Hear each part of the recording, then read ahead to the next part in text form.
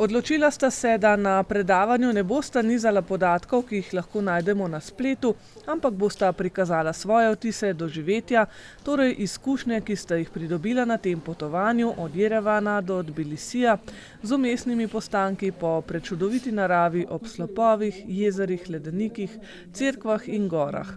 Sta ljubiteljska popotnika, ki se na pot odpravita v želji po aktivnih doživetjih v deželah, ki jih še ne poznata. Lansko leto sva se podala na 14-dnevno potovanje po Armeniji in po Gruziji, v bistvu države, ki zelo veliko ponudita, zelo preseneta, zato ker jih imamo nekako za take odročne, mogoče malo, da so v ozadju, v bistvu so pa zelo, zelo lepe, napolnjene z zelo dobro hrano, z zelo prijaznimi ljudmi, lepimi gorami, zelo lepo naravo. Par mesecev prej si narediva neko osnovno pot, pogledava recimo, kako imajo določene turistične agencije spalane trase, pogledava Google reviewje, YouTube videe, tako da se malo dobiva nek občutek, kaj bi bilo za naju zanimivo. Pa si pa pustiva toliko nekega odprtega manevrskega prostora, da se lahko prepustiva nekemu trenutnemu navdihu od priporočil domačinov. Ker imata že veliko izkušenj s potovanji, ima ni težko spakirati kovčkov in se podati dogodivščinam nasproti. Tudi finančno se je v Armeniji in Gruziji kar dobro izšlo. Se da zelo lepo in v bistvu zelo poceni pride čez. V bistvu tlele nekako kopalke nama niso prav prišle, sva bolj vzela pohodniške čevlje, opremo za v hribe, bolj za hladno, anorake in tako naprej.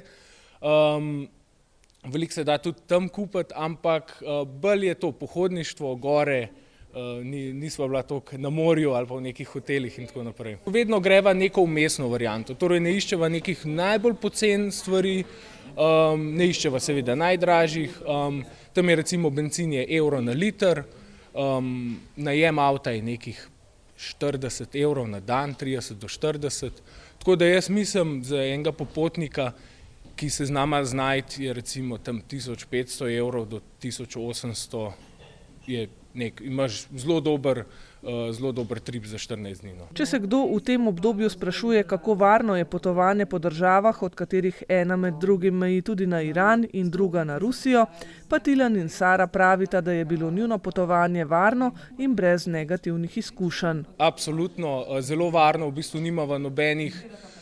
Nisva imela predsodkov, ampak še vse, sama Armenija meji na Iran, na Sirijo, ki so pač take zelo glasne države, ampak zelo varno, nobenih težav nisva imela. Nikoli se nisva čutila da bi bila v nevarnosti, da bi naj kdo hotel kaj narediti, da bi naj kdo hotel oropati, okoli prinesti, tako da priporočam vsakmu. Seveda so v vsaki deželi tudi plusi in minusi, a tokrat je bilo slednjih res malo. Mogoče nama ni bila všeč toliko postrežba v restavracijah in lokalih, tako v Armeniji kot v Gruziji, zato ker velikokrat moraš ful čakati. Malo te tako dajo na drugi tir, zato ker pač nisi domačin. Nedvomno ena izmed stvari, ki meni osebno bo ostalo v spominu, so gore. Kavkaz je res, mislim, slike na Googlu mu pridejo blizu, ampak ni to. Moraš videti v živo, ker tam grejo hribi v Kavkazu do skoraj 5000 metrov in to je res noro za videti, zelo lepo. In tako da od tega potovanja mi bo mogoče tale stvar najbolj ostala v spominu. Območje pod Kavkazom, ki je sicer izjemno slikovito, je potrebno raziskovati z avtomobili na 4-kolesni pogon. Ceste namreč uničujejo plazovi kot posledica velikih količin snega in so posledično temu primerno slabše prevozne. Je pa njuna izkušnja z tega potovanja zelo prijetna. Tudi prilagoditev kulturi naroda, ki ga obiščeta, je zanju nekaj samoumevnega. Je treba vzeti v zakup, da recimo v določenih državah je sistem malo počasnejši, ponavadi se je treba malo na promet navaditi.